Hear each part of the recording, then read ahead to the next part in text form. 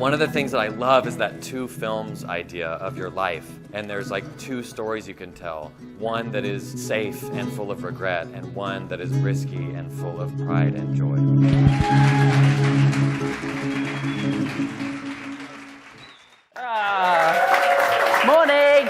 Morning. Right, I'm so stoked to be back here in the barn. Like Tom says, I was here a couple of years ago, and it was the most life-changing, incredible thing I've ever done. Since it, gone on to start new things inspired by all the wonderful people here. So I think everyone's just so stoked and excited to be here. And I'm excited for you guys to see what you're going to make going forward from here. But right, I've only got 20 minutes, and the plan is normally I talk for 40 minutes, an hour, because I like to pack in lots of stuff. But what I've done is I've left everything in there, and I'd essentially just like to melt your faces for 20 minutes this morning and just speak 100 miles an hour. You can have a break and just, you know, do that later, but let's just smash through things. So right, okay, first of all, my name is Gavin Strange. I go by the name of Jam Factory on the internet. I live in beautiful Bristol, where the big bridge is, with my wonderful wife and jewellery designer, Jane, and our lovely dog, Arnie, who you will see just wandering around. I don't even know where he is at the minute. He keeps getting lost. But by day, my job is I'm a senior designer for Aardman Animations. And Aardman is an animation studio and creative house based in Bristol. And I specifically work for the digital department. So I design apps and games and websites and interactive stuff. That's my remit. That's what my sort of job first entailed. But since then, because I'm so excited on all different things, I've managed to work on feature films. I worked on the Shaun the Sheep movie a couple of years back. I've worked in the commercials department. I've worked in the rights department. Done more than just graphic design, digital design, filmmaking, photography, all sorts of stuff. But that's what I want to share with you today, that actually, who cares what you can and can't be? Like, no one in the world will ever tell you what you can't be. So this is all about going forwards and doing whatever the hell you want to do. So that's what I do during the day. But thing is, you don't stop having ideas at, like, when the school bell rings, do you? Or when my work clock says it's time to go home. You don't just, your brain doesn't shut down. You're always having ideas and you always want to do stuff, exciting stuff. So I kind of figured that actually I've got my job that pays me the money that lets me live and work and do all that stuff. But also when you finish it, it's like you still want to make things happen and still just so excited and inspired by the day, the people that you've met, the things that you've seen. So I decided that at night, that's when I would do all the different stuff that maybe someone wasn't going to pay me to do during the day. I'd do it in my own time and just indulge and just see what could happen. So that's where the name of Jam Factory came from. That's like my alter ego pseudonym that I use just to put work out on. And the best thing is, when people are looking at what you do, they don't care who asked you to do it. They don't care how you did it. You did a thing. It doesn't matter whether you were paid professionally to do it, or someone requested that you do it, or it was just a silly little idea that you had at 3 o'clock in the morning and you thought, oh, that'd be silly to do, I'll just try, you know? So it's a really great way to just indulge yourself and just do different things. And I like try my hands at everything from graphic design and illustration for topical stuff like gun shootings in the US, to experimenting with Photoshop, to characters, to temporary tattoos, to photography, you know, experimenting with film and seeing where that can take you. And then moving on from photography and then just going, well, okay, all this stuff is connected. You'll find that anything you're interested in or anything that you love, it's all totally interconnected. So there shouldn't be any barriers, because you can just break them down and just do whatever you like. So that led to moving image for me, because it's all just the same. It's all just pictures. It's all just images. You're just assembling them in different ways. So I just found that really exciting, that you could just go forward and see where you can lead. But then I just really like drawing 2 dots for eyes and a smiley face on everything. Everything. I wish I could illustrate a beautiful human figure pose, but I can't. All I can do is 2 silly dots and a smile. But that doesn't matter. Who cares? That's all I can do. It makes me laugh. It makes me smile. So I've just tried to build on that. It doesn't matter what you can and can't do. It's so easy to compare yourself to other people and go, well, I can't do that, so what's the point? And it's hard. It's really hard, because you just look up to people and you just think, oh, I'm never going to be that. Well, of course you're never going to be that. You're you. You're totally different. So you just got to run with who you are and what you do. And so then working with character stuff, I also really like trying to make physical things as well, because the computer screen is great, but that's not enough. You want to go further than that. You want to make things that people touch and feel and interact with. So then I just really got into making my own toys from little small fellas. These dudes are like this big to big fella. He's like this big and just sort of seeing where things can go. But then because you just put your all into things, you never know where it's going to go, it can lead to brand new places. So because I'd done the toy design and the graphic design and I'd shared my excitement for everything, working at Aardman, it meant I got the chance to work on the Shaun in the City and the Gromit Unleashed projects, which were tons and tons of giant 5 foot tall, blank sculptures that they gave to different artists to customise. And then those things went and raised money for charity and were all part of a fantastic cause. But before this, I'd never painted a 5 foot dog. I'm sure you guys have all done that, it's just standard, but I'd never done it. So that was both a learning curve and a huge privilege to be able to do that, because purely I just showed I was excited and wanted to do things. And then it went really mental, and then I got to design a giant 4-metre robot version of Gromit that lived outside a place in Bristol, all raising money for charity. So you really never know where your pursuits and your passions are going to take you, and that's wicked. I think it's best to not have a plan, because if you make a plan, you know, you're going to measure yourself against it and you're going to be terrified. But actually, if you just go forwards, as long as you're continually moving on and just saying, well, okay, I don't know where this is going to go, but at least I'm going somewhere, you know. You just got to stop pursuing things. But anyway, I've talked too much already. What I kind of want to share is things that have happened to me personally in the last sort of 12 months or so, and try and share the things that I feel like I've learned from those experiences, because that's a really big part of this. You'll be doing so much, just you guys being here. You'll get home next week and there's be so much to process, but that's super cool, because all this stuff will just be fermenting in your brains, and then ideas and passions and questions will sort of form out of it, and you've just got to be aware to answer those, because your brain's going to be asking you loads of stuff. So what I like to do is continually, as I'm doing things, making things, just life is happening, just ask myself, what have I learned? What am I going to do more of? What am I not going to do? You know, see. Anyway, so the stuff that has happened is I wrote a book. That was never, ever going to be a plan, but I'm very fortunate that has happened, and that's been an incredible experience. Talk more about that later. Through talking and being excitable and wanting to share my sort of stuff, share my stuff and just talk. I've got to visit other places and meet other people and see other cultures just from trying to be out there. Being involved in the Gromit and Shaun stuff I showed you earlier, got the chance to help raise money for charity. So that was a wonderful experience of using design and art and creativity and ideas to help other people. Normally, you know, for me as a commercial designer, you make things for money. That's how I get paid, and we buy dog food for Arnie. You have to do things, but with charity, you're directly helping other people, and seeing the power of ideas and just doing stuff and genuinely helping another human being was so eye-opening, and just makes you look at things a totally different way. So I'm super grateful for that. Through a weird series of events, ended up collaborating with a film star. This is Oscar-nominated BAFTA winning actress Sally Hawkins, who's in Submarine, Layer Cake, Paddington, lots of different things. So we got to collaborate with her, but I haven't got time to go into that. I'll tell you about that later. Even played on the television. This is something that definitely shouldn't happen. It's a bit of a running joke that our friends at work are like, how are you guys on national television? How does this work? We don't really know, to be honest. A friend of mine called Ricky, his real name is Ricky Martin, he has a TV show called Art Ninja on CBBC, where he encourages people to do things, create things, make art, and he got his mates involved who do art and design, and me and Sarah. I am the worst actor. I'm so bad. But it doesn't matter. It doesn't matter. You just plunge straight into this stuff and just do it. And it's terrifying, and it's bizarre, and it's surreal, and we have no clue.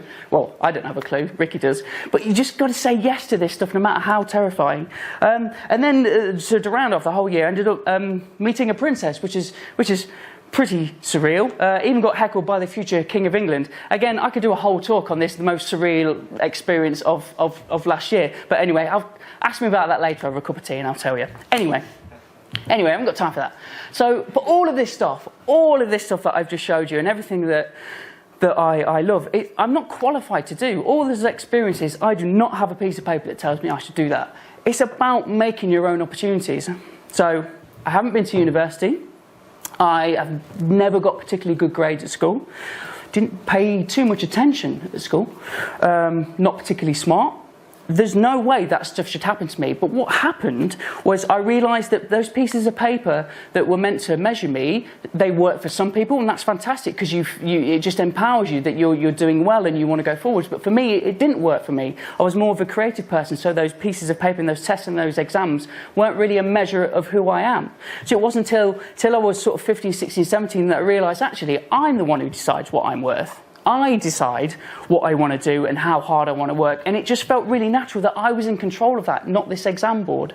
So and all of these things that happen because I just put myself out there and I want to be involved and I want to work hard and I want to show people that I care and I'm passionate. And it's just about being that passionate, engaged person. People want to work with and want to hang out with and want to make stuff with people that care, that give a damn, So for me, the fact that all those opportunities could happen because it's about putting yourself in the position is way more powerful than who says you can or cannot do that, Anyway, enough of that. Let's move on. So I think a lot of this stuff, or just making things, doing things, being a human being and just being out there and having ideas, being a doer, kind of can split in two. It can be about time and energy. It can kind of really boil down to these two sort of simple things. So let's talk a little bit about time. And what I love to do is, when I'm inspired by, there's so many people in the world that are just doing fantastic things. Like, my favourite thing is just to look on Wikipedia, if they have a Wikipedia page, and just look at what they do. And you can be damn sure their path is never, they are famous for the thing that you love them for. It's never that. It's always, they went to Australia for 6 years to learn to be a yoga teacher, but then they quit, and then they went to Brighton, and then they taught themselves how to be a typographer, and then they quit that, and then they travel the world. Like, it's always so disjointed, disconnected. And I find that exciting. I find that inspiring because no one's just got this clear path. Everyone is just figuring it out as they go along. So look at people's paths, but don't follow them. Like, make sure that you carve your own path and just sort of take inspiration from people doing things. And I mean, there's many things about this kid. First of all, the mum, that is a fence. What does she think is going to happen when she pushes that child on the thing? I mean, I think that's just bad parenting. I don't know about you guys. But the point is, don't follow someone else's. Don't let someone push you into a fence on a small bike. Just do things and be inspired, but just do what you like. But the thing is about time, I don't care who you are, I don't care where you're from, I don't care what privileges you do or don't have, how much money you have, whatever, you've got the same 24 hours as me, we've got the same 24 hours as Obama, we've got the same 24 hours as someone with nothing, we've got the same 24 hours as someone with everything. It doesn't matter, it's universal. And the best way I like to think about it is, me and Beyonce are time buddies. I mean, she's a genius and an incredible woman and does amazing things, but she's still got the same amount of time that we do. Yes, you could be the most talented person in the world and you can be a genius, but if you don't apply that, who cares? How will anyone ever know? If you just sit on your bum all day and you don't exercise your brain and don't exercise that mind and don't share the things that you love and do, then who cares if you're a genius? You're just going to be sitting in your bedroom on your own, But it's not about working harder. It's not. Because it would suck if I just stood here and was like, well, guys, you just got to work 23 hours in the day. That's false. That is totally untrue. It's not about working harder. It's about working smarter. It's like spending those ticks and tocks wisely. It's deciding where to invest that time and to what you want to put your time to, Because the most important thing about all of this, though, you cannot let skill level stop you. You cannot think, well, I can't do it, so I'm never, ever, ever going to begin. The worst thing is that you're going to let this fear stop you beginning in the first place. I am so terrible at anything I start with. I'm not a natural learner. It takes me a very long time to digest all the information. I'm really slow. I talk about a million miles an hour, but I'm really slow. It's like really quick output, but just really slow input. It just takes forever. But that's me. I've identified that's me. That's how I work. So, don't let those early frustrations just really, really wind you up. But yeah, please don't let it stop you from beginning in the first place. 5 minutes, you are laughing. Right, okay.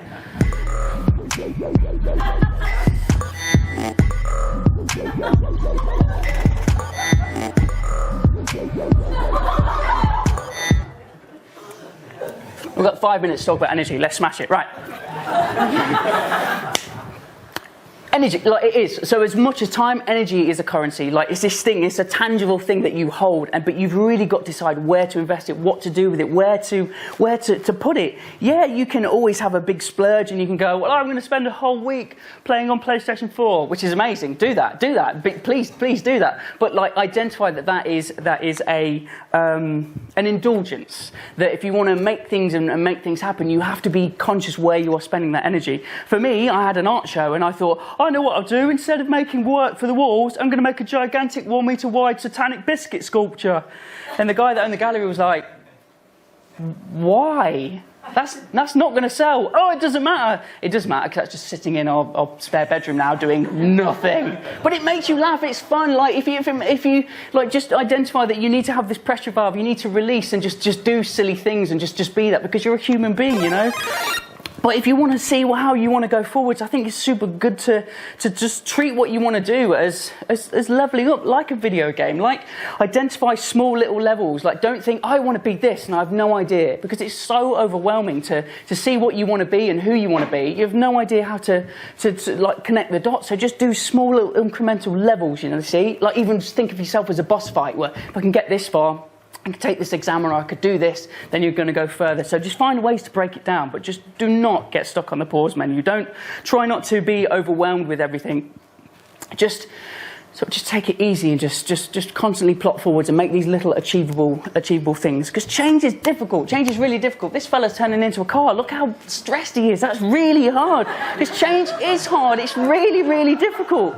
But it requires the same energy and force that we're talking about. You need that, and you need it. You need it built up inside you to smash through those walls of change. It's really, really hard to change a system, change who you are, change your perception, change other people's perceptions. Change is really difficult. Don't worry if it's hard. It's meant to be hard. But whilst you're doing it, don't let this all sort of bog you down. Really, really, really don't let it bog you down, because in this day and age, especially the internet, and instant gratification, like there's so many trolls out there and there's so much negativity all the time. Just shout about what you love. You know, when your mum would say, if you've not got anything nice to say, don't say anything at all. The internet needs to abide by that rule. It really does. Another great tip a friend once told me is never read the bottom half of the internet. You will be a much more calmer person for not reading the comments. Just don't do it. Don't do it to yourself. But the point is, just drown things out with love and positivity and shout about what you love. And yeah, man, if you don't create, you can't hate. Oh, I didn't like that. It was rubbish. Yeah, but okay, you make your equivalent then. If you don't like something, make something better. Don't moan about it, you know? But then there's this time, I'm going to go over 20 minutes, I'm sorry.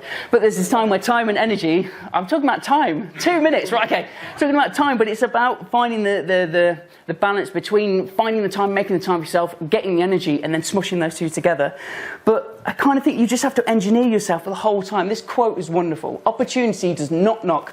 It presents itself when you beat down the door. There's a lot of people in the world, so they're all fighting for the same opportunities as us, you know? So you just have to always maneuver yourself in a position to be there, to be ready, to be passionate, to be engaged, to make things happen. And that happened for me. I spoke here in this wonderful barn just 2 years ago. And then from that, the wonderful publishing imprint, the Do Book Company that publishes books by speakers, I read David's book cover to cover in one sitting at home. I was so inspired. And I thought, oh my God, maybe I could write a book. Looked at the back, there was an email address, email Miranda, said, hello, I spoke at the Do Lectures, you don't know who I am, I just read David's book, this is brilliant, I'd love to write a book, can I write a book? I mean, she went, let's chat. Let's work out if you're a psychopath or not. But you know, just through that, the opportunities came around, but then I wanted to grab it with both hands. I really wanted to make the most. I wanted to make Miranda proud, I wanted to make David proud, I wanted to make the Do Lectures proud. And so I wanted to do everything. So I wanted to do the illustration, graphic design to the best of my abilities. I thought, well, if it's going to have images, I want to take the photography as well. I want it to be a total personal reflection. I want it to be everything. I thought, well, if it's going to, I don't want it to stop there. I want it to be a film as well. So I'm going to make some visual moving image as well. And just take every single opportunity to make it the best thing you can possibly be, because you never know when another opportunity is going to pass you by, so you've really got to grab it with both hands. And at the end you get a thing, you get a real thing. But Seneca said it best: luck is what happens when preparation meets opportunity. You've just got to really just get everything together and just put yourself out there. I'm going to rack it through all this. So just teach yourself. There's never been a better time to learn things. I taught myself sign writing, taught myself pixel art, taught myself motion graphics and just trying to apply that to a project. But the thing is, you can do that because knowledge is free. It's totally free. It's out there with all the YouTube tutorials and everything. It's so easy now to get that knowledge and get that information. So do it, seek it out. And then find people that are going to teach you, that want to help you, that want to take you under their wing. Like this. I mean, he's not too sure on it, is he, really? He's like, cool. You know, but just find a mentor. Find those people who know more than you and just ask them questions, hang around. I have one in my friend Merlin. He taught me so much about filmmaking and direction and stop motion filmmaking and things like that, because you've just got to find these people and just be in their presence. You can't learn nothing when you're speaking. Mr. Cartoon, the scariest looking man in the world, said that. And he just means about just absorbing someone's personality and just listening and asking questions. Because you've kind of got to be a fluid and flexible person. You've got to be able to change sort of your situation and who you are, because the world is ever changing. You need to be as sort of fluid as the world is.